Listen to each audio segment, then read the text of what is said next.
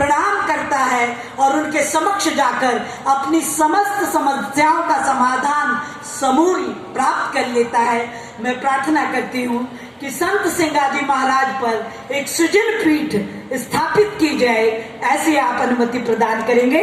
बहुत धन्यवाद। जय हिंद। मुख्यमंत्री मध्य प्रदेश शासन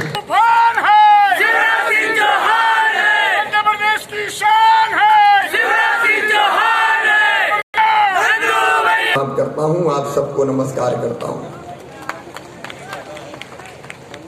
सर, पहली बार है आज जब मैं खंडवा आया हूं और नंदू भैया साथ में हैं। अत्यंत यशस्वी, लोकप्रिय, कर्मठ और जनसेवक नेता थे। जनता जो ने अपने दिलों में बसाती थी, और बसाए क्यों ना। मैं जब पहली बार मुख्यमंत्री बन के आया तो नंदू भैया मुझे कन्वेंस करते रहे, पुनासा लिफ्ट इरिगेशन योजना बनाना है, बांध बनने का नुकसान हुआ है, जमीनें डूबी है, निमाड़ के किसानों को लाभ नहीं मिल रहा। आप जानते थे, मेरे जानते हैं मित्रों, जब राजनारायण पूर्णी जी ने दिग्विजय सिंह मुख्यमंत्री थे उनसे कहा था, और वो घटना नंदू भैया बहुत रोचक तरीके से सुनाते थे। जब उनसे पूछा कि पुनासा लिफ्ट इरिगेशन, उनसे मांग की पुनासा लिफ्ट इरिगेशन मंजूर कर दो, तो दिग्गी राजा ने डपट दिया था, फालतू की बात करते हो, इम्पॉसिबल, ये हो ही नहीं सकती, फालतू की बात। ये कांग्रेस का सोच और विजन था, हो ही नहीं सकती, फालतू बात है। नंदू भैया ने मुझे कहा, मैंने कहा नंदू भैया चाहे कुछ हो जाए, पुनासा लिफ्ट इरिगेशन योजना बनाएंगे। और केवल पुनासा की बात नहीं है, जयगांव माखन, फिर खंडवा, फिर झिरनिया। आज आप सब कब आए, खंडवा जिला कब आए। अगर निमाड़ की धरती पर पानी आया है तो केवल भारतीय जनता पार्टी के सरकार के कारण आया है। और नंदू भैया इसके पीछे अथक परिश्रम और प्रयत्न करते थे। अभी भी झिरनिया में छूटे हुए गांव की वो बात करते थे, खंडवा में छूटे कुछ गांव की बात करते थे। हमारे खंडवा लिफ्ट इरिगेशन हो, झिरनिया हो, ये उनके ध्यान में थी कि होना चाहिए। अभी झिरनिया वालों ने मुझे ज्ञापन दिया, और हमारे चाहे देवेंद्र जी हो और विशेष तौर पर राम जी हों, ये भी 5 बार मिल चुके हैं। खंडवा लिफ्ट, झिरनिया लिफ्ट, और ये नेतृत्व हमारा बैठा है, चाहे विजय जी हो, नारायण भाई हो। मैं नेता नहीं हूं मेरे बहनों और भाइयों, मैं तो आपका सेवक हूं, लेकिन हमारा संकल्प है कि झिरनिया लिफ्ट इरिगेशन हो, चाहे खंडवा हो, चाहे जयगांव माखन हो, छूटे हुए गांव जोड़ने में हम कोई कसर नहीं छोड़ेंगे।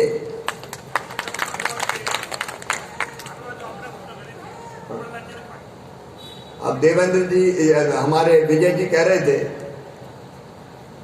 कि खालवा हमने की थी और उनने काट दिया वो। अब वो 15 महीना में पता नहीं क्या क्या काट के चले गए। वो काटने वाले हैं, हम जोड़ने वाले हैं। देखिए, काय के लिए मुख्यमंत्री बनते हैं, सरकार क्यों बनती है?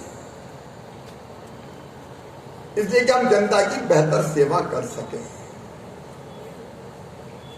मेरे प्रिय बहनों और भाइयों, हम तो सोचते थे 5 साल केवल लड़ाई लड़नी, जहां गड़बड़ होती थी झोला उठा के चल देता था मामा। दिल्ली का लड़ाई लड़ शिवराज गड़बड़ हो रही है, लेकिन पता नहीं दादा धोनी वाले की क्या कृपा हुई। हम तो 5 का सोच रहे थे, सबई में लौटे आए। लेकिन लौटे किस लिए? इसलिए कि जनता के कल्याण के कामों में कोई कसर ना रहने दें। अभी किसान भाई बहन मिले, सूखे की आहट है, फसल संकट में। महेंद्रा सागर की हालत देख के आया, अभी बहुत खाली है। अगस्त का महीना चल रहा, उम्मीद यह है कि बारिश का एक दौर आएगा। हम प्रार्थना भी यही कर रहे हैं, कामना भी यही कर रहे हैं। इन खंडवा जिले के बहनों और भाइयों, परिस्थिति अगर विपरीत हुई तो भी चिंता मत करना, मामा किस दिन के लिए संकट के पार निकाल के ले जाएगा, फिर योजनाएं बनाएगा। क्योंकि इसीलिए मुख्यमंत्री है, इसीलिए सरकार है। ये मेडिकल कॉलेज हमारा, आप कल्पना करें कि ये मेडिकल कॉलेज अगर नहीं होता तो कोरोना के दौर में क्या हुआ होता।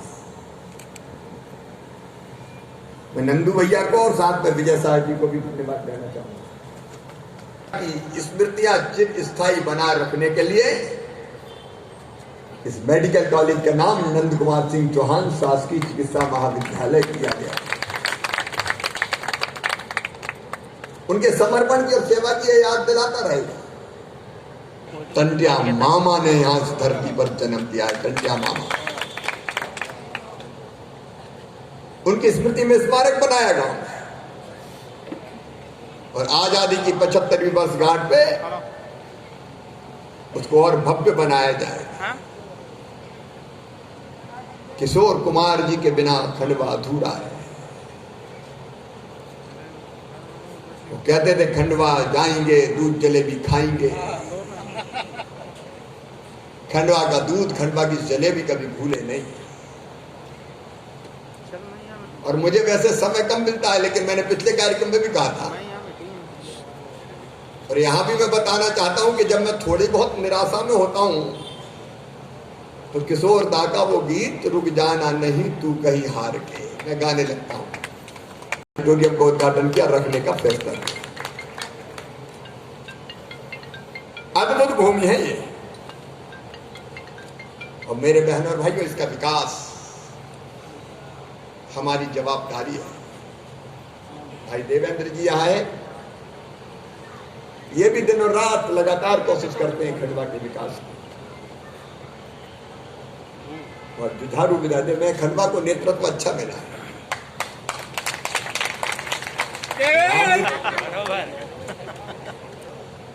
और इसलिए जब खंडवा की बात आती है तो खंडवा में और जैत में कोई अंतर थोड़ी है। नर्मदा की सीट में आगे चले जाओ, मेरा गांव हो जाता है, तो नर्मदा मैया अपन को जोड़ती है। इसलिए खंडवा में रिंग रोड का सवाल है, हमने पहले भी तय कर दिया था, बजट में हम लेके आए हैं, उसकी स्वीकृति देके खंडवा को अत्याधुनिक शहर के रूप में खड़ा करेंगे हम। रिंग रोड यहाँ बनेगा। इसलिए इस बजट में मैंने प्रावधान किया कि ये कहने के लिए नहीं है, लेकिन इस बार मामा जरा परेशान हो गया। मुख्यमंत्री बना और कोविड की पहली लहर आ गई। आया था घर को, तो पहले मेरा मूड था कलेक्टर से, मैंने कहा कि झरनी चलते हैं अपन। मामा है तो क्या आए उधर आंदोलन। उस दिन बाजीराव पेशवा जी की जयंती के कार्यक्रम पे आना थे, ये कहने लगे साहब हेलीकॉप्टर उतरेगा ही नहीं वहां भी। जनता से तो नहीं डर गए कहीं मामा कहां फंस गई। देखो मैं हूं तो इसलिए हूं कि क्या बेहतर से बेहतर किया जा सकता। मशीनरी काम करती रहे, मैंने कहा नहीं भैया, जब तक जनता नहीं जुटेगी तब तक कोरोना से पार नहीं पाई जाएगी। तो हमने बना दी क्राइसिस मैनेजमेंट कमेटियां, जिले की क्राइसिस मैनेजमेंट कमेटी, ब्लॉक की, पंचायत की, उनके जनता को निकलने दो। सरकारी अमला प्लस जनता निकले। कहां लॉकडाउन लगना, कैसे खुलना है, गांव में कौन काम करने करवा रहे हैं, तो जनता के लोग भी जाए ना, भैया टेस्ट करवा लो। अब दूसरी लहर में कई अस्पताल आने में देर करते थे, उससे बहुत नुकसान हुआ, कई मौतें हो गई। तो लेकिन उन बच्चों से मैं कहना चाहता हूं, मामा के रहते हुए कोई अनाथ नहीं हो सकता। मध्य प्रदेश की धरती पर सारी व्यवस्था हम कर रहे हैं। 5,000 रुपया हर महीना देने से लेके पढ़ाई लिखाई सब व्यवस्था करेंगे। संकट के लिए तो सरकार होती, निकाय की सरकार, लेकिन उस समय नुकसान बहुत हुआ। वो लड़ाई जनता के साथ मिलकर लड़ी। क्या 2 का भूमि पूजन हो गया, सितंबर में तैयार हो जाएंगे। हम कोविड की लहर से निपटने की तीसरी लहर से कोई कसर नहीं छोड़ेंगे। इस मेडिकल कॉलेज में भी कई काम शुरू किए गए। आईसीयू बेड बढ़ाना हो, ऑक्सीजन बेड बढ़ाना हो। बच्चों पे कहते ज्यादा असर होगा तो पीकू वार्ड, मतलब बच्चों के वार्ड। भगवान करे ये सब वार्ड खाली पड़े रहे। दादा धूनी वाले ऐसी कृपा करना कि ये बेड खाली पड़े रहे, तो हम भरते हुए नहीं देखना चाहते। नरेंद्र जी ने पहले योजना बनाई थी कि शहर में जब आएंगे मुख्यमंत्री तो स्वागत किया जाएगा पूरे रोड पे। मैंने इंदौर में हाथ जोड़ के माफी मांगी, मेरा स्वागत हुआ, क्योंकि इस समय नहीं है स्वागत करने का। भाई से बधाई देता हूं कि दूसरी लहर को नियंत्रित करने में खंडवा मध्य प्रदेश में नंबर 1 की 5 में 1 स्थान पर था। सबसे पहले कंट्रोल हुआ। लेकिन आगे हम सबको मिलके अभी 70% टीका लगे हैं। इस सितंबर के महीने में संकल्प करो। पैरामेडिकल स्टाफ, मेडिकल स्टाफ की मेरी बहनें भी बैठी है, मैं उनको भी बहुत प्रणाम करता हूं। उन्होंने टीकाकरण से लेकर सेवा में कोई कसर नहीं छोड़ी। मेरी बहनों, तुम्हें प्रणाम।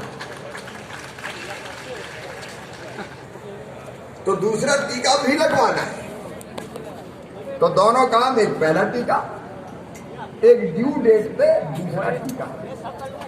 अपने खंडवा में कोरोना नहीं घुसने देंगे किसी भी हालत में।